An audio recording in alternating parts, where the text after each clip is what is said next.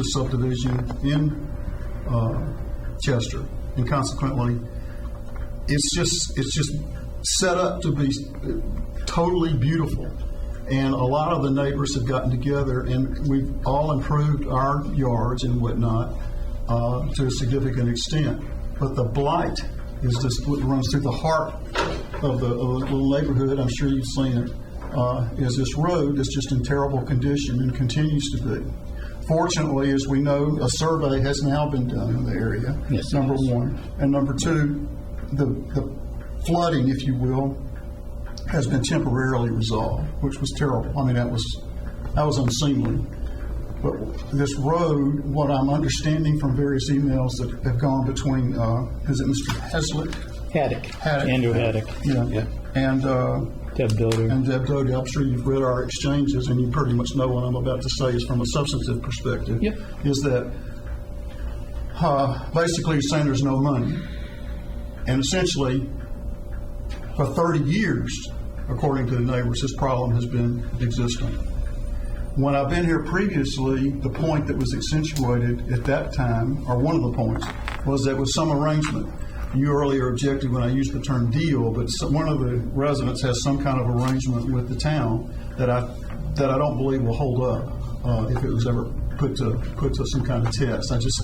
I don't see how you can have an arrangement with one neighbor to the detriment of the contiguous neighbors. I don't believe that dog. It was an easement that was proposed. It was never an arrangement. It was never a deal. But because of the engineering and re-engineering, it won't go through those properties. So we're no longer pursuing the easement on those properties. Right. So it's a moot point at this point. Well, that's good to hear. But I mean, before, I think you would agree, right or indifferent, that was a point that was. I mean, Mike came up. It was private property. It was private property. We had to obtain an easement, and that was questionable. Whether we could obtain it, not whether it was legal or not. It was legal. Well, anyway, I'll leave it alone. But at any rate, it was certainly a contested issue of, we'll say, a fact, if not of law. At any rate, I guess the point I want to make and accentuate over and over again is how can we really and truly address the problem and come to at least a point where you can tell me when is it going to be fixed? Because the last email I received from the town was to the effect that you don't know. And that's not acceptable.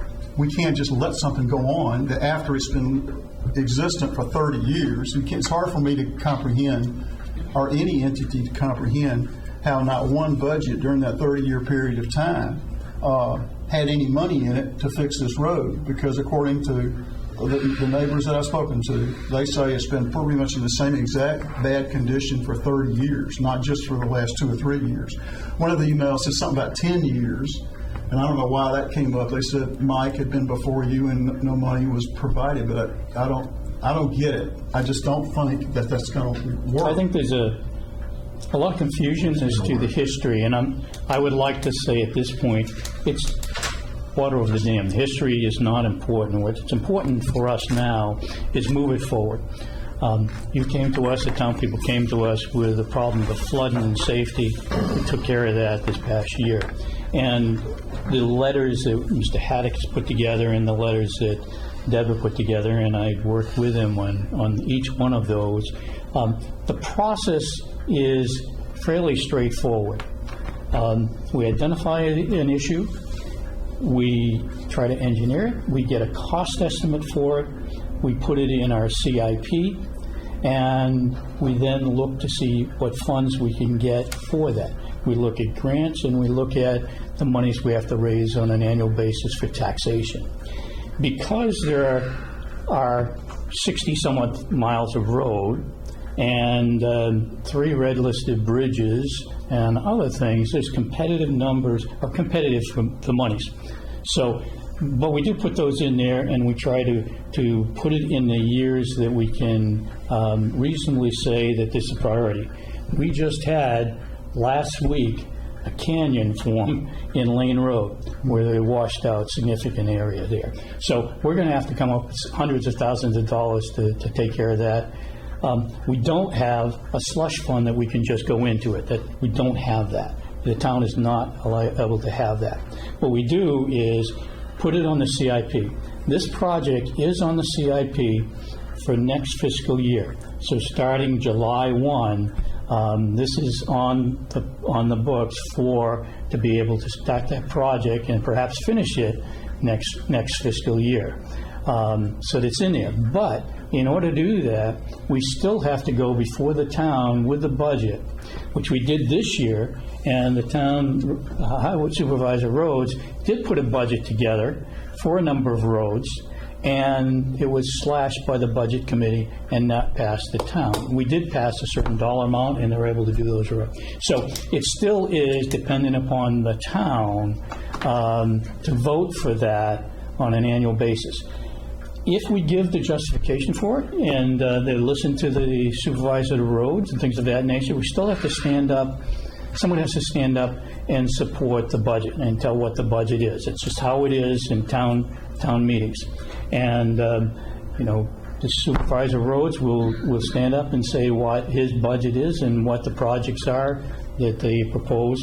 This is one of them that in less than a year period of time is on the books to be rebuilt and repaved. But when? I mean, the July 1, 24. So that could, let me just finish this. You asked a question. I was going to answer the question. I didn't finish, if I may. Okay. Without being presumptuous, if I may just say. You're talking, it's going to be put on the books between July 1 in effect of 24 and June 30 of 25, right? Correct. Okay. So we're going to put it on the warrant, not on the books. It may There's or no may guarantee that will go through. We have to get it approved at town meeting. So if you really would like to get some movement on this, you probably want to show up at town meeting and make an argument. But even before that, go to the budget committee and before that, you need to go to the budget committee. Well, there's the second option. I know you think. So we're going to put a warrant article together for it. No question about the town is.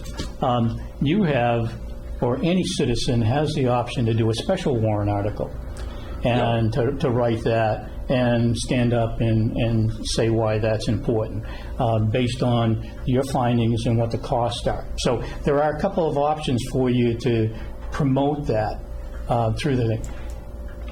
And if you want to finish your when, and I'll tell you how the when works after that. But you had a question after Well, I'd like to, what is the most specific date that you're comfortable telling me? No sooner than July 1, 2024. All right. That's the comfortable date. And no later than?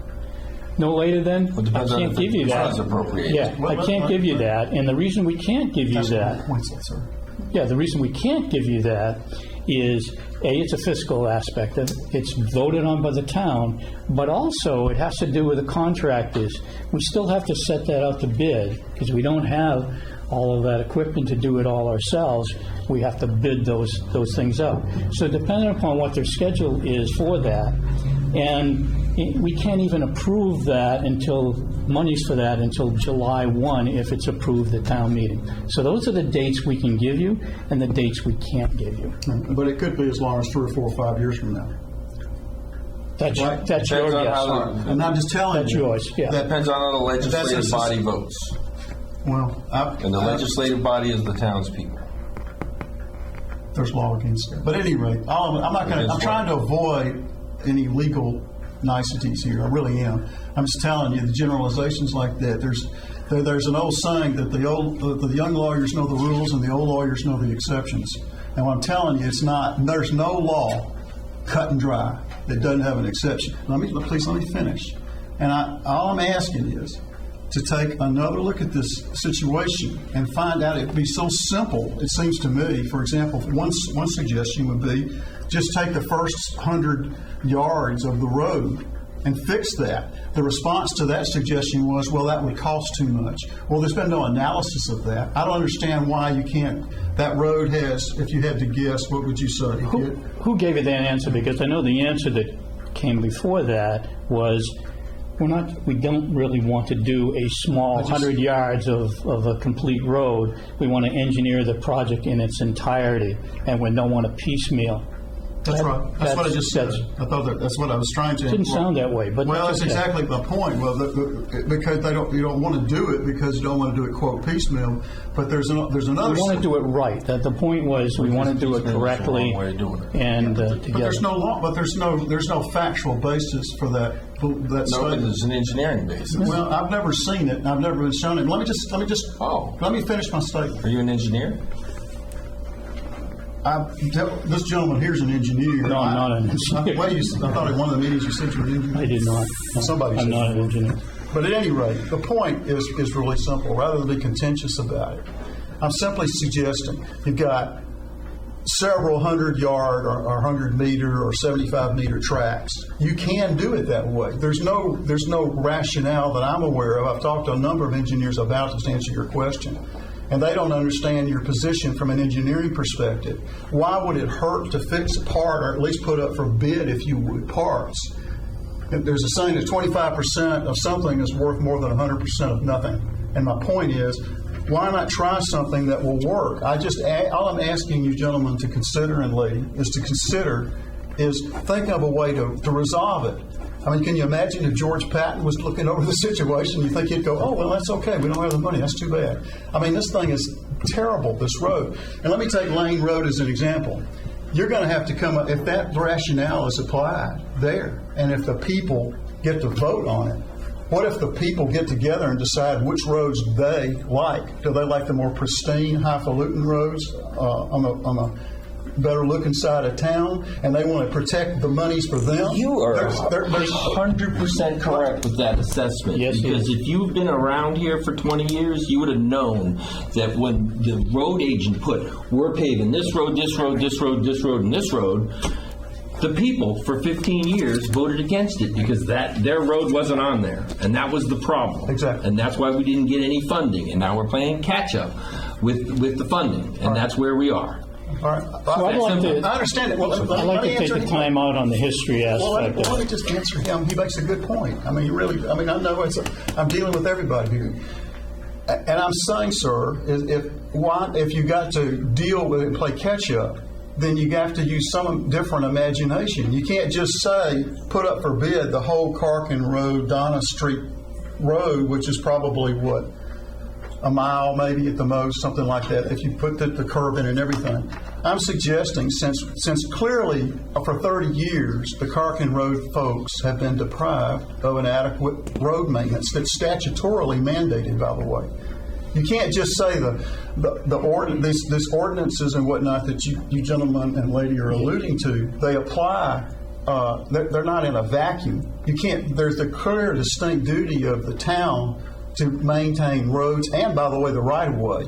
And I've never seen one soul do anything to this area at all, except every now and then come throw some dirt in the holes there. And it's laughable. That's why you were, with all due respect, there was certain humor emanating from the front porch venue that people were talking about. I mean, you say that they were earlier before, you were indicating they weren't as intellectually. Let's not get down the front porch side. Well, I mean, I think it's stop. I would like to stop the discussion on the historical part.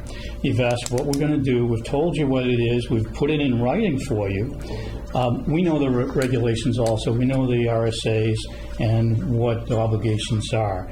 We are trying to work with our town folks. We're trying to work with the supervisor of roads.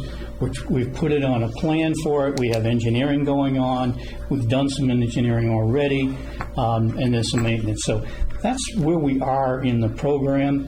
You asked where we were. That's it. And we have no more to really say that is factual for you. Is there any data, like Mr. Trask and both of you alluded to it to some extent, any data, empirical data that states you cannot do it in pieces? You call it piecemeal. Not that I'm aware, but we're not. Why do you say it won't work then? I didn't say it wouldn't work. Nobody said it wouldn't work. We said we would prefer not to do that. It's in not the right way to piecemeal. do it. It's not the right way to do it. The right way to do it is fully engineer it. Make sure you understand the too many drainage. seams in the road if you do it that way. I think we're going down a rabbit hole here that we don't need to go in. That's why. It would be too many seams in the road. That's used to be, they passed that now from an engineer. I'd like to suggest no more discussion on how we're going to do the road, but we're going to present what it is, and we'll present it to the town, and as we said, it'll be on the warrant article this year for next fiscal year. Well, let me ask this question then. If you're going to, quote, present it to the town, unquote, and Mr. Trask has already said that's been problematical for 15 years, and now you're trying to undo it by using the presenting it to the town approach, isn't that going to continue what's already been occurring?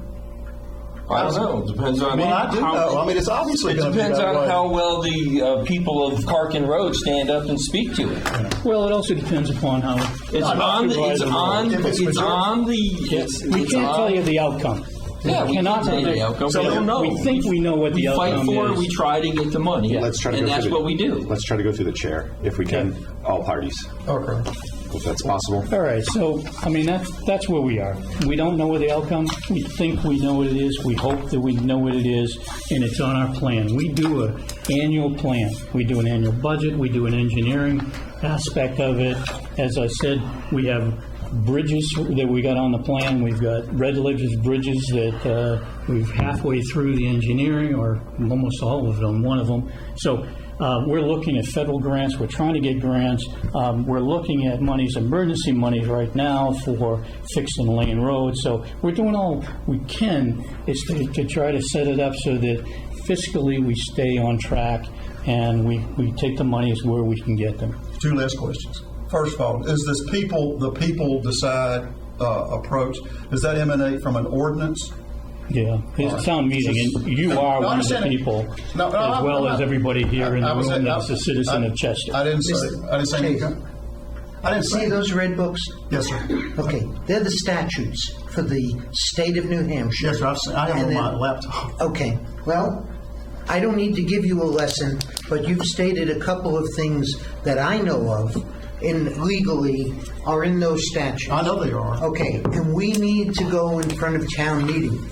Well, you do based on, let me just, I had two questions. Ask the second one. Well, I'm not finished with the first one yet. Go ahead. The point is, what if whatever, and I don't mean that mockingly, by the way, I'm just trying to have a generic expression of if the people can vote and decide what roads get fixed and what don't, and there's been a history of difficulty using that approach, then we need to change that. This gentleman said, let me finish, please. This gentleman, Mr. Trask, has said that's being done, and I've suggested at least one way to do it.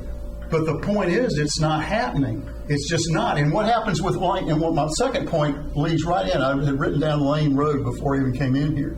What if the people, the voters, decide, well, we don't want that road fixed. We just want to leave it just like it is. Or what the heck? The road may be, but we have to fix the culvert. I don't know if you've been up there or not. No, you don't. Not if the people don't agree. Here is a true safety issue. You worry about safety I issues. do. Here's a true safety issue. We have a road that has been washed out to a depth of more than 15 feet Right. and more than 20 feet wide, and it's a sheer drop-off. I've seen it. So we're in an emergency situation. We are working on that, and we will find the funds to get it back and open so it's a safe road. So that has no bearing on parking at this point, and so I'd like to just sort of end the discussions of those, because we're just getting into what ifs, and we don't have those. Well, Lane Road is not a what if. Lane Road's a fait accompli. It's done. This is Carkin. This is not Lane Road we're talking No, I'm about. talking about Lane Road, though. I'm saying exactly what you've been saying, and it creates an equal protection problem, does it not, under the Constitution? We're talking about Carkin right now. No, We're not you talking can't about do that. Lane. Sir. That's another issue for us to take care of. You can't talk about one road and then ignore the other road. Sir, end the discussion on that, Right. please. Appreciate it. Thank you.